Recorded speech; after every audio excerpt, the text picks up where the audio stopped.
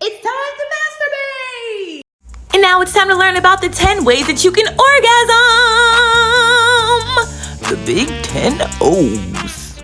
It's masturbation May! So we're gonna start off with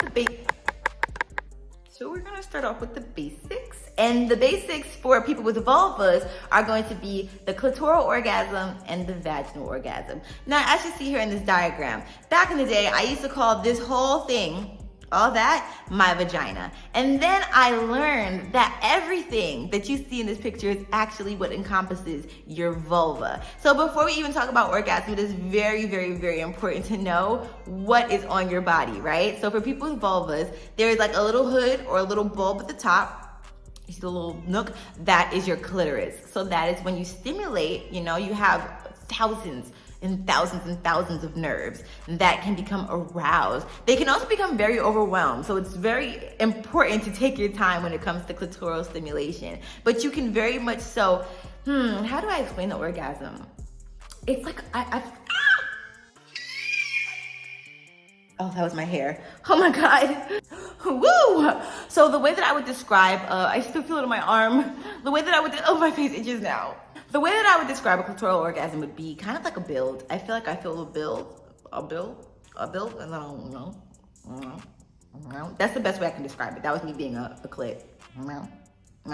Then for a vaginal orgasm, which is gonna be the little hole, right? So that's your vaginal entrance, and then it's a canal. It's a canal within you.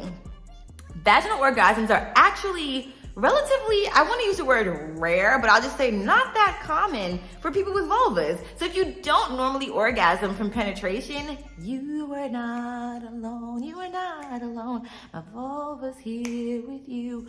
But I will say that I have experienced a penetrative orgasm, let's say 3 times. The first time was when I was with a partner and I was on top. And that is the experience that I talk about all the time. I've shared it on my podcast before. And that was an amazing experience. I literally felt it in my vagina. And that was great. I love that to happen again. Another experience was when I was using my WeVibe Nova 2 from shopsador.com. The WeVibe Nova 2 is one of my favorite toys because of the reason that it gave me my first vaginal orgasm with masturbation. So I thought that was super dope and something that I didn't even know that I could do. So I was really grateful for that. And then it also is dual stimulation. So it did stimulate my clitoris and it did stimulate my vagina. But I'm trying to think if it was stimulating both at the same time when I was doing it. I actually can't remember, but I do know that it was inside of me doing the damn thing, right? Which is gonna lead us to our next kind of orgasm. The third kind of orgasm is a G-spot orgasm. And the thing about your G-spot is that it's actually just your internalized clitoris. Why'd I say it like that?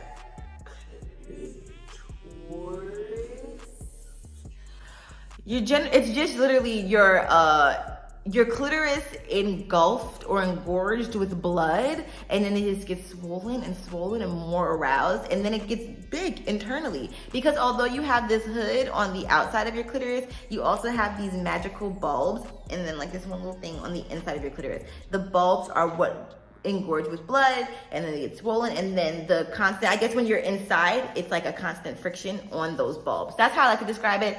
If I'm wrong, let me know, but this is basically what I've been educated to think. Because on this side of the world, we're humble. So I will say that I have definitely experienced a G-spot orgasm as well, but that definitely comes with the arousal of both your external clitoris and then your vaginal canal. And then also, like I said, just getting so aroused that your internal clitoris swells, and then the friction in your vaginal canal will usually lead you to a G-spot orgasm. Take it one step higher and we have a squirting orgasm. So that's gonna be number 4. And a squirting orgasm is actually when your G-spot is aroused and when your urethra is stimulated. Because I realized that I've had a G-spot orgasm before but have not squirted.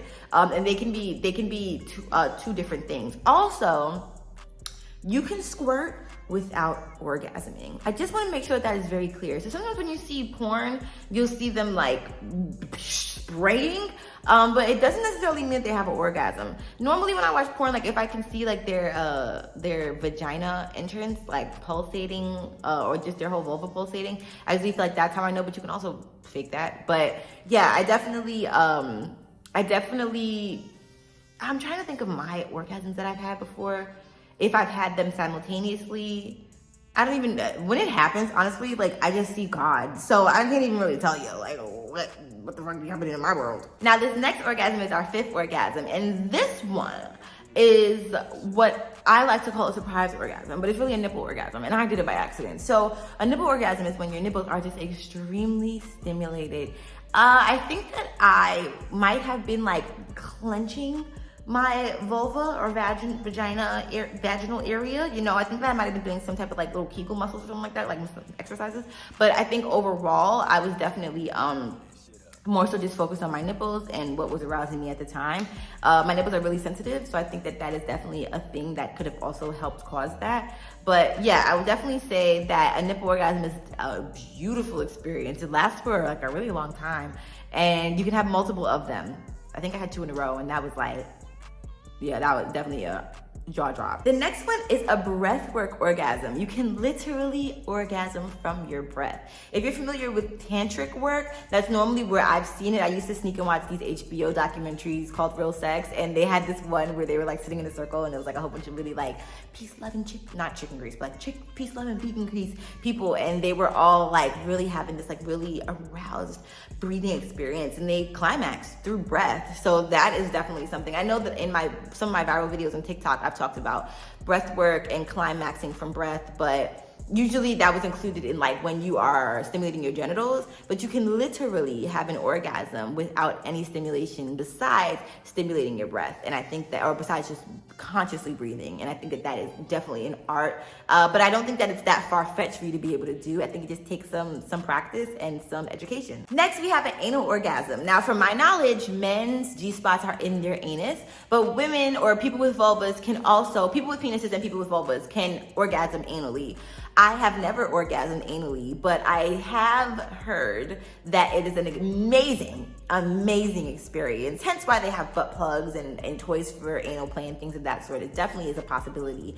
I do remember that one time I heard this podcast and this girl had said that she had like creamed from her anus, and somebody was like, oh no, I don't think that's possible, but it is actually. It's basically the same thing that happens when you're about to take a dump and your anus knows how to lubricate itself so that something can glide out of it or something can glide in it. So yeah, that was a very interesting fact as well, but anal orgasms are definitely a thing, people. Then we have dual orgasms or blended orgasms. And the thing about this is that it's a little bit confusing because in my mind, that is what a G-spot orgasm is. But when I was doing my research, they kind of made it seem like it was 2 different things. So they made it seem like you have a vaginal orgasm, right? Because your vagina muscle is stimulated. Then you have a G-spot orgasm because your G-spot is stimulated. So not actually that makes, I mean, your clitoral orgasm, sorry. That makes sense because when you have a G-spot orgasm, you're not necessarily having a vaginal orgasm at that time. You are just inserting something sometimes within your vagina to stimulate your G-spot. So a blended orgasm makes sense to where you would have a vaginal orgasm and a clitoral orgasm. This is for people with vulvas.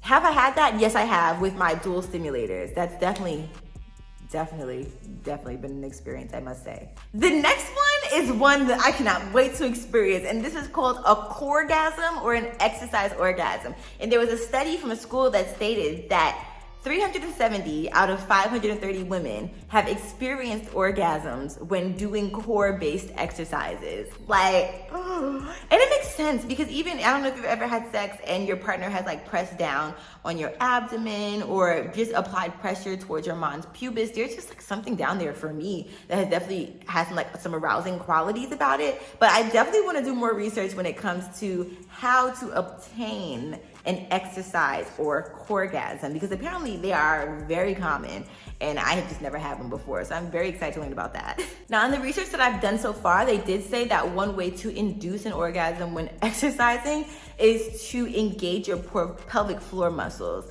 I think that it's important to engage your pelvic floor muscles in anything and to really strengthen them, and it's something that should be taught in school. Pelvic floor muscles can be affected, or you can tell that your pelvic floor muscles just need some strengthening when sex is painful, urination is hard, creating bowel movements is hard. There are so many things that rely on your pelvic floor muscles in so many ways that we don't strengthen them or are not taught to strengthen them. So I definitely highly recommend practicing pelvic floor muscle exercises. But that is something, if you practice contracting them, you can actually, during a core workout, orgasm. Last on the list is a sleep orgasm. And y'all, I wish that I had more of these, but I've had so many of them that I'm just grateful. Have you ever had like a wet dream to where like you might wake up moist or aroused?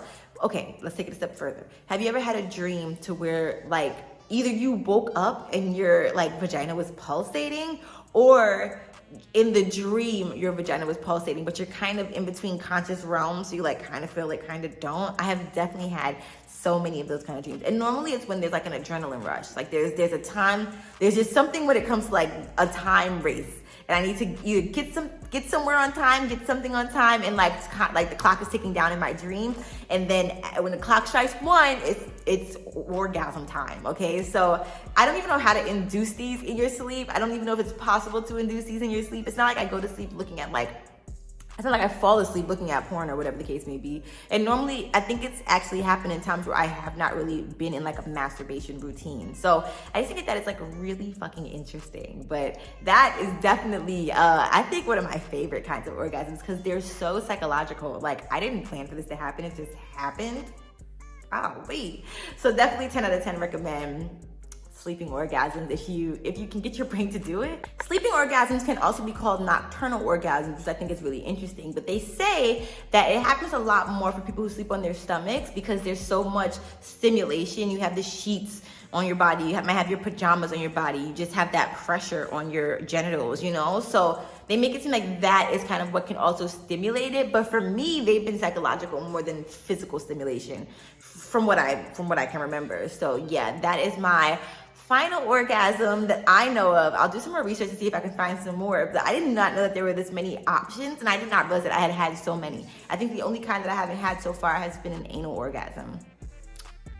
And we have to work on that. So yes, definitely thank you so much for watching. Don't forget to sign up for my free pleasure positive tips at lovatia.com/sign up. And if you want to get 15% off of sex toys, you can head to shopsadora.com and use the code lovatia for 15% off. Don't forget to check out the Lovatia Experience podcast where you can learn all about sex, self-pleasure, self-love, mental health, and all of that good stuff. I love y'all to the moon and beyond.